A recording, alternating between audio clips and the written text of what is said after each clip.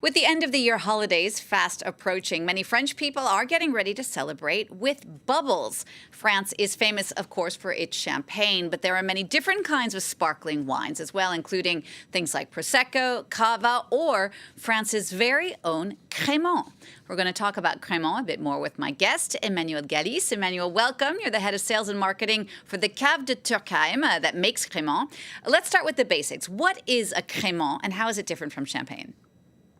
A crémant is produced with the same method as champagne. This means two fermentation, one as a still wine and the second one in the bottle. So it's exactly the same method after we are using a different grape variety. But it's also a question of time, correct? Crémant doesn't sit perhaps as long as champagne does.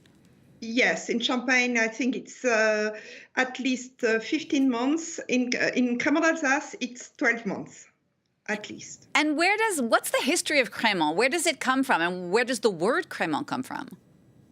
Crémant started in Alsace in the 70s. It was launched by a famous Alsatian producer called Dopf. And he decided that Alsace could be able to do a nice sparkling as nice as a champagne. And then that's how everything started. So tell us a bit more about the rise in popularity of crémant. How do you explain it? I think now it's quite... It's becoming more popular to drink some sparkling. It's not anymore reserved for big feast, like big anniversary now, just meeting friends or having a glass in a pub and then you take a sparkling. And that's why now more crémant are drunk as maybe 20 years ago. Not only crémant, but also other sparkling wines. Well, there is one key difference, of course, and that is the price. Crémant's a lot less expensive than champagne. Why is that? It's a politic question, I would say. The champagne have always been associated with luxury a little bit. It's not the fact for crémant. More price of the grape is different, and then it's a question of strategy, let's say. And what about the taste? Is it are more luxurious, crémant are more popular, even if it's not the cheapest sparkling at all, but it's in the middle range of sparkling. And what for you about the taste? Is it very different? Can you tell the difference between a crémant and a champagne?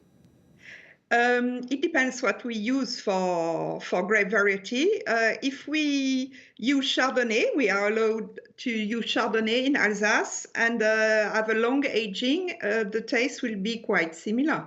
If we use Pinot Blanc or Pinot Gris, then they will be more fruity than a traditional champagne, let's say.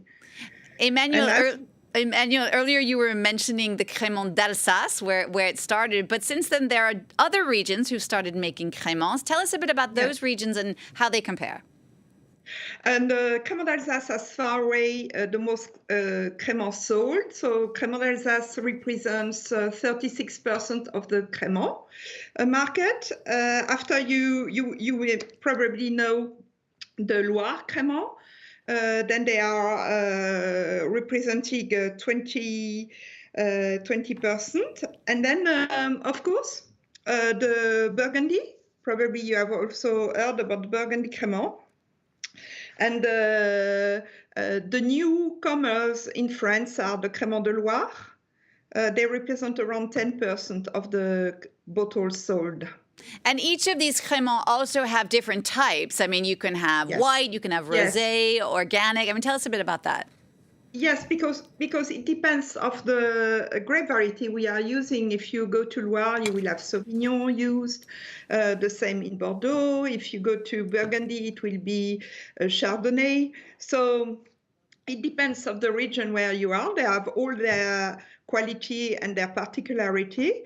And after,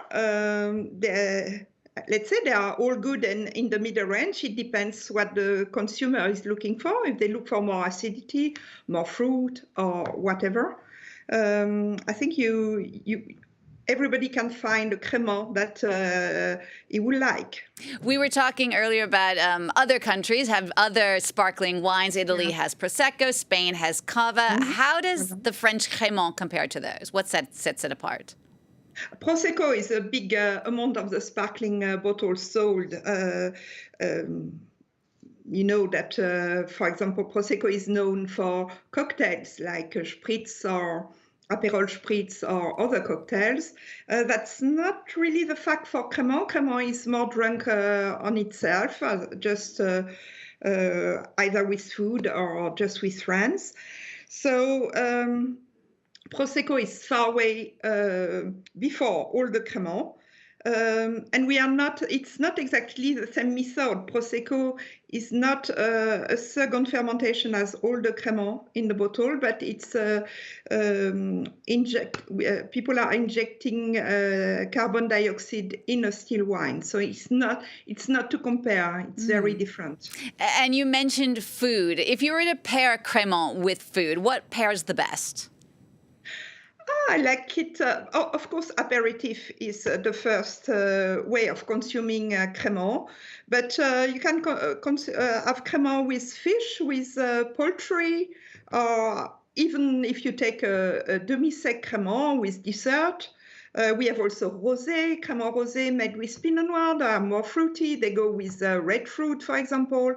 So it can be tasted all over the meal. Emmanuelle Gallis, thank you so much for telling us all about France's crémant, which truly is delicious. I do have to remind everyone, though, that the abuse of alcohol, of course, can be dangerous for your health. So please drink safely and responsibly and in moderation. Emmanuelle Gallis, thanks so much. Exactly. Thanks to all of you for watching France 24. Stay with us. We're going to take a quick break. I'll be back in a few minutes with more. Bye-bye.